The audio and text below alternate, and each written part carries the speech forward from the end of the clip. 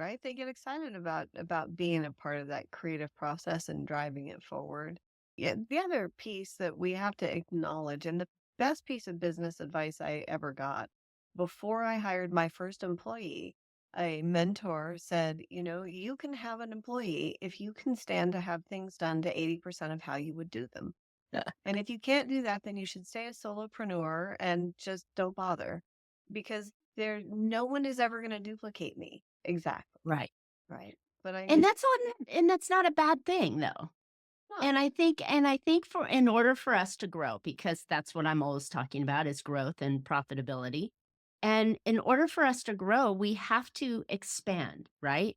And we need to have people to help us do that. And I think that the one of the positives that come along with people is that they're taking work off of your desk, number 1, and number 2, they're coming with new, fresh ideas and a different way of doing things, so that becomes now we're innovating, Well, and they're taking ownership of their roles. And in your if done introduction, right. Marcia, that you work with people on building a saleable business. And a saleable business cannot be reliant on one person who is got to correct everything, review everything, and make sure everything's right. Exactly, Can't happen because then the business can't function without that person. And exactly. so we've got to invite other people to play. And I think it's the leverage of time, right? There's only 24 hours in the day. We can say we can squeeze out more, we can hypertask or, whatever. But really, the only way we can multiply our efforts is to bring more people on.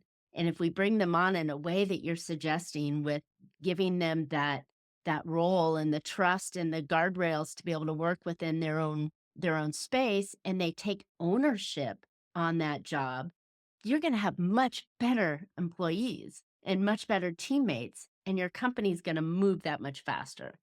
And I think they're a huge, as you just mentioned, value driver to the revenue and the value of the company when it's time to let go because these people are already working for you. Nobody wants to come in and buy your headache. They want to come in and buy your systems and processes and people. Exactly. Yeah. And, Cool. and I mean, so we're creating high performing culture, and studies after study after study has shown people work more safely, more profitably, more efficiently, all of those things more accurately when they are having a good time and engaged in their culture, and Mm, when they are part of something that they feel is important to them. The other piece that it does is it moves us out of the place of being corrective all the time. It becomes a self correcting system because rather than me saying you're not doing it right, like we as a team get to look at within the goals and the values, like how can we do it better to achieve this? And again, it's being on building a team I that love it. works well together. I love it.